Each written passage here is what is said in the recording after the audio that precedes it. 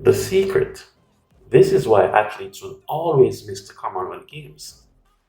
There was a time in the past when the best of the best in track and field athletes always tried to make it to the Commonwealth Games and the Pan American Games. Those were very important events back in the day, only eclipsed by the Olympic Games itself. Then in 1983, we saw the World Championships come onto the track and field calendar, falling into a similar 4-year rotational cycle as the Pan Am Games. Then later on, in 1995, moving down to a 2-year cycle and introducing prize money for the top 8 athletes in each of the events.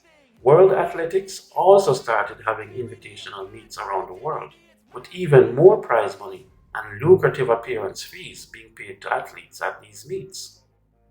While all of these changes were happening, the Commonwealth Games found itself basically relegated to what was effectively an off year, that being the years where there were no Olympic Games or World Championships taking place.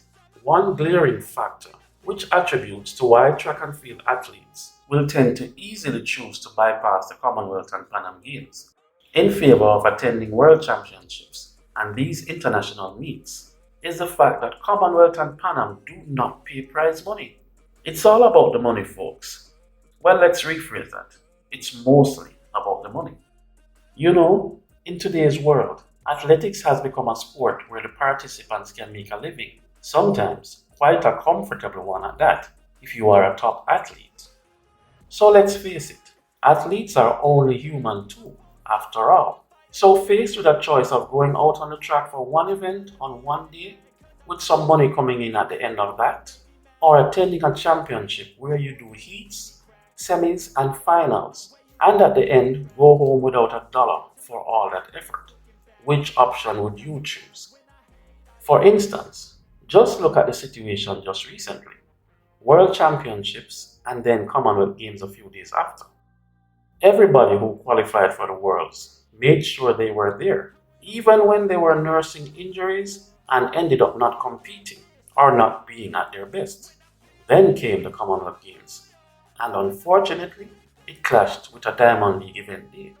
So what happened? Those who were invited to the Diamond League turned up at the Diamond League, putting Birmingham and the Commonwealth Games aside.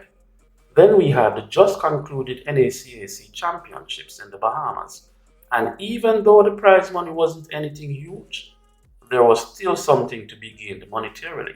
So we had a good number of athletes present, basically following the money. And I don't think they can be slighted in the least for that. I read something in an article earlier that just about sums it up. The truth is simple. The top class athlete is an economic entity with a much shorter shelf life than most other professions. Don't blame them if they follow the money. They are patriots, but they need to eat just like everyone else. Ain't that the truth?